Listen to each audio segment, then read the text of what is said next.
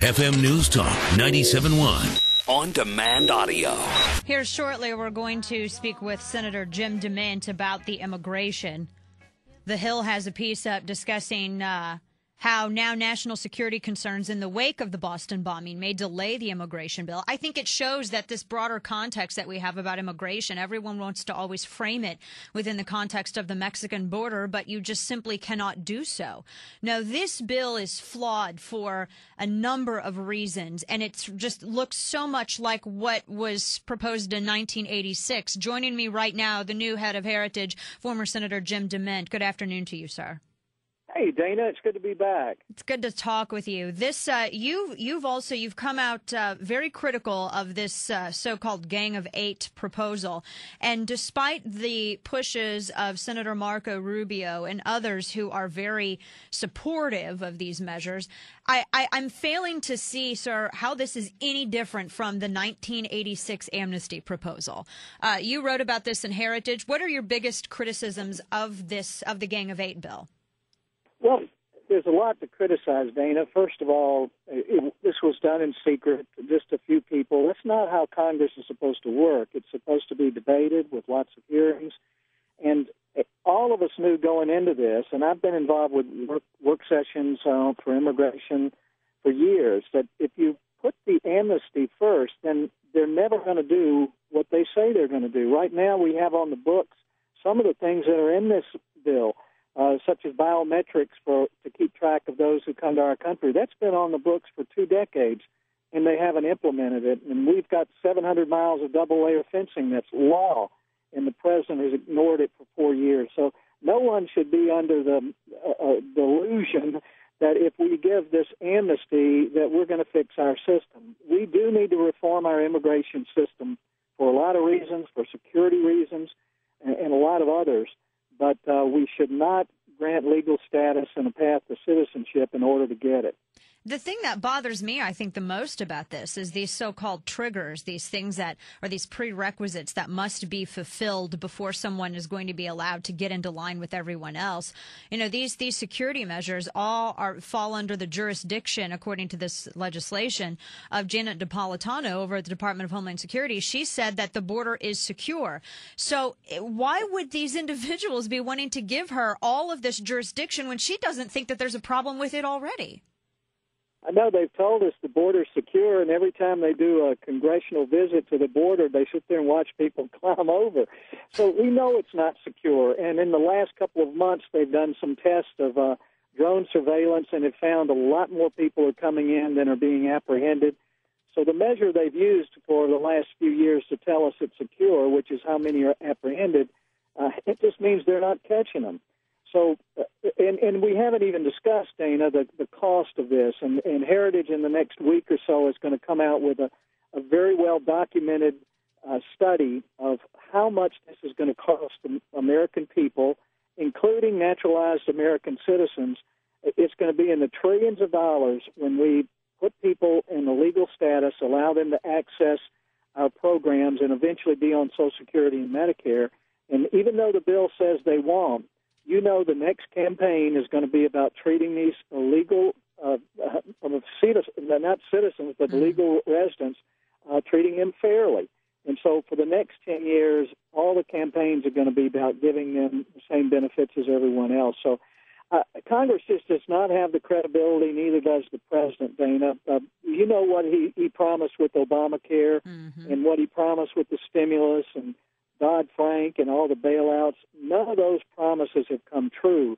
So I would not vote for any bill based on promises. Yes, absolutely, and especially a bill that has hundreds of waivers. Apparently there are 400 exemptions, exceptions, waivers, all kinds of stuff. I know David Vitter ran through this, and he began tweeting every single thing that he found in here. Why would there need to be so many exemptions in this? That's the other thing. You mentioned Obamacare. It sounds like, at least in its very structure, it has a very similar aesthetic. It does. And, well, the unions have been behind closed doors helping to write this, and I can guarantee you, just like with Obamacare, there are going to be lots of waivers to protect the big unions from this and to make sure these folks that are legalized are basically forced to join a union. I'm sorry to be cynical, but I've worked in that environment for 14 years, and this is nothing more than an amnesty that's going to cost Americans a lot of money and a lot of opportunity, and that's why immigrants come to America.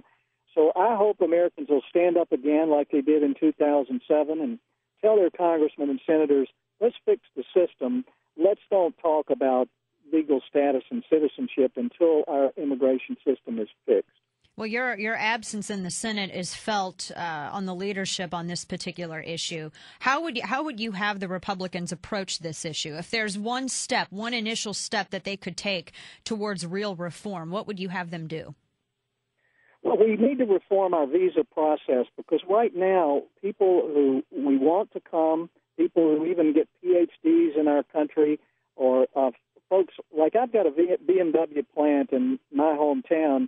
We have trouble getting folks from Germany to come over to train our workers to make the cars here, or people to come to trade shows. So we need to reform our visa system so that we're bringing people here that we want and need to make our economy better. It just makes no sense to make it hard for people we need to get here, and there are 4 million people waiting to do this the right way, and just suddenly say we're going to give legal status to those who snuck in here illegally. It doesn't make sense, and immigration builds our economy and our culture if we do it in a lawful manner. Yes, absolutely. And all of this too has, and I'm happy that we're having a bigger discussion of immigration, especially now in the wake of the Boston massacre. The Hill has a piece up discussing the Democrats are quite upset because now all of everything that happened with Boston, now we have all of these national security concerns, and people are sort of re-examining the context that immigration has always been presented. When we talk about immigration, everyone always immediately frames it with the Mexican border, but our terrorist attacks and so on and so forth, I believe 9/11 began as an immigration issue. Is there something to be said for perhaps looking beyond the Mexican border and looking into some of these other countries and our student visas and so on and so forth? Well, there's no question. Immigration, border security are a big part of our counter-terrorism effort in our country, and we don't know how to watch the people, even that we know are in this country, or to take assessment of whether they're dangerous or not. And at this time, it just makes no sense to rush this immigration bill through. Right. And that's what they're trying to do. They're going to try to get it through in a few weeks without a lot of hearings. They rushed the hearings on Friday and Monday with very few people who were opposed to the bill who had even read it. So that's what we're going to try to do on the outside, is just encourage all Americans to get engaged, and at least let's have an open debate about the cost of this bill and how it affects our security. Yeah, I'm terrified of rushing through anything that's described as comprehensive. You were instrumental in helping Marco Rubio to become a senator. You were instrumental in getting him elected. Without your support, I don't think that it would have happened quite in the way that it did, if at all. Is it odd now that you both seem to find yourselves on opposite ends of the spectrum, at least with this particular legislation? Well, I would support him again, Dana. I'm very proud of Marco. I know he got into this process trying to be constructive, and unfortunately, as long as this president's in charge and the Democrats are in charge of the Senate, we're not going to get immigration reform. What they want is more voters and more union members, and they don't want to fix the system. So I think you've got some folks with genuine good faith intentions here, and I think that's certainly what Marco's doing, but no, I didn't expect anyone I supported for the Senate would always agree with me on everything, but Marco and I definitely disagree on this one. He sort of seems as though this, in some ways, kind of the sacrificial lamb, or at least that's how it appears a little bit, because I don't really, as with you, I would seriously question the so-called conservative credentials of some of these other Republicans in the Gang of Eight. Is that a strategy that you believe is being played here, that if he perhaps makes a move later on in future elections, that he'll have some distance between immigration now and any election in the future, that he can recover? Is he kind of going out as the sacrificial lamb on this? I have no idea, Dana. I don't want to guess at anyone's motives or future plans. This is an issue I would like to help solve, but we need to, as just about everyone who's talked about it realizes, we need to fix the system and not allow that to be held hostage to this amnesty idea. That we don't have a citizenship problem, we have an immigration problem.